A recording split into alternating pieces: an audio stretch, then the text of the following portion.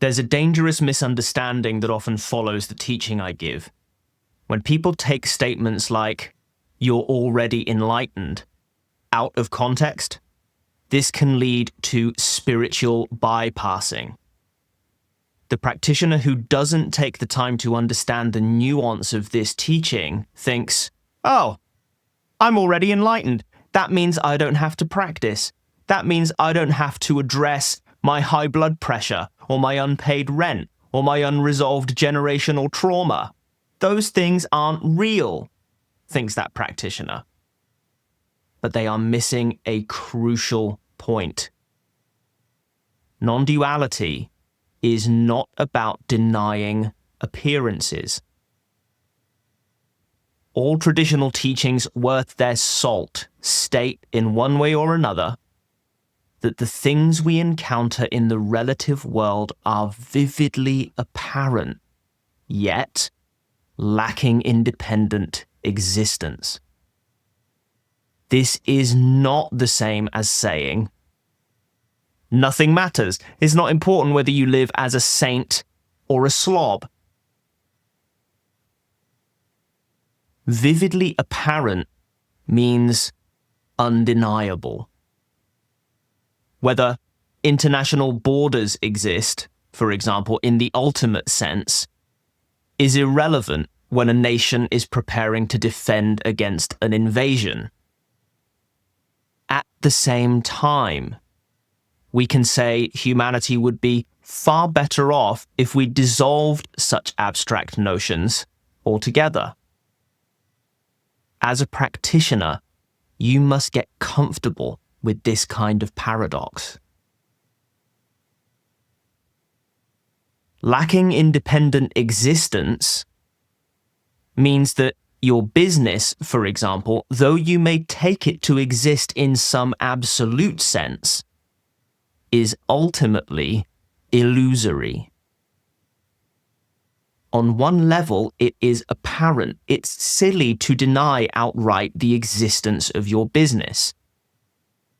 But on another level, what you call your business is actually an aggregate of interdependent causes and conditions, none of them separate from one another. And this aggregate, in fact, can be said to extend all the way back to the beginning of the universe. In other words, your business could not exist if not for everything that came before it. But on another level still, your business is simply a spontaneous display of the dynamic energy of awareness, and anything that can be said about it is mere speculation. So what does correct understanding and realization look like?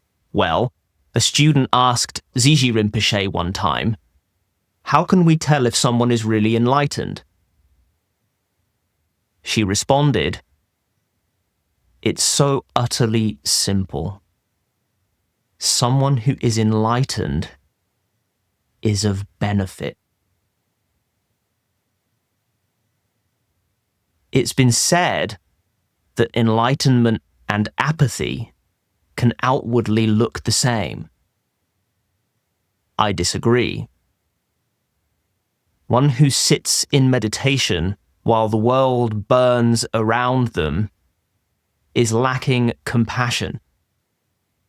And compassion is naturally arising once true realization has occurred. Spiritual bypassing is not to be confused with acceptance. In spiritual bypassing, one says, "The world is burning, oh well, it's sad, but it's not my problem." But in acceptance, one says, "The fire is not my fault, but it is my responsibility." Not responsibility as in obligation, but rather as in responsibility. The less attached, confused, self-centered one is, the more able they are to help. the less emotional baggage one is dragging around, the more hands they have free. And helping others in awakening occurs as naturally as breathing. The takeaway here is that you must take great care to not slip into apathy and call it awakening. Detachment occurs in both apathy and awakening, but the difference is that the awakened one takes compassionate action from that detachment, as opposed to just sitting in their own comfort. If your response to problems, whether inner or outer, is to simply ignore them, bypass them, by applying some weak spiritual philosophy like they don't really exist, you are no good to yourself, let alone anyone else.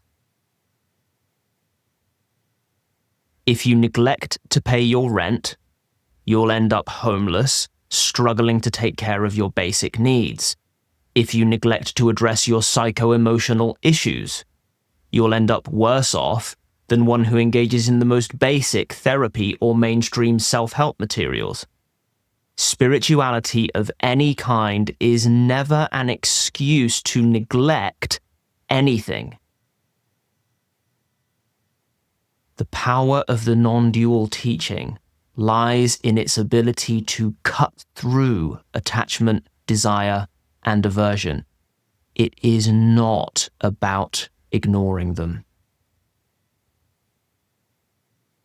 If this discussion is too nuanced for you right now, there is nothing wrong whatsoever in engaging in deliberate, relativistic practices like developmental meditation as you continue to contemplate the teaching on non-duality. Indeed, as I've said before, to abandon deliberate practices too soon is a great error. To put it simply, if when you meditate you experience greater clarity, contentment, peace, etc., and if when you don't meditate you experience that these qualities diminish, keep meditating.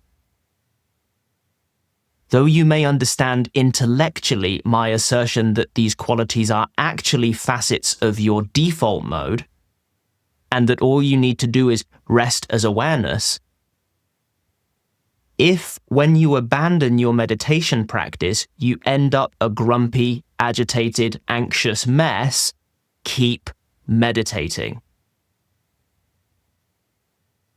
If you need help deciding when to engage in or let go of certain practices, I'm here to help. The first step is to take my 1-minute quiz. There's a link in the description. Following that, I'll email you to discuss your next step. Drop a comment if something comes to mind here. Maybe you have a question about what I've discussed here. And if you enjoyed today's teaching, do all the stuff that tells YouTube that you want to see more of them. I upload every single day, and I hope to see you back here again tomorrow.